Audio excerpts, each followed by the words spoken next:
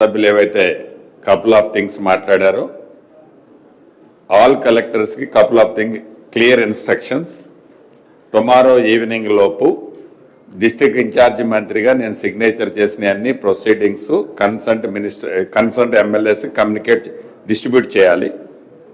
6th లోపు మీకు ఇచ్చిన లిస్ట్ ఏ జిల్లాకి ఇచ్చినది టార్గెట్ ఆ జిల్లా ఫైనల్ చేసుకొని ప్రతి నియోజకవర్గానికి అడిషనల్గా ఒక 1500 ఏదైతే మనం ఇందాక ఏమన్నదాన్ని బఫర్ లిస్టు 1500 లిస్టును కూడా రెడీ చేసి పెట్టుకోండి.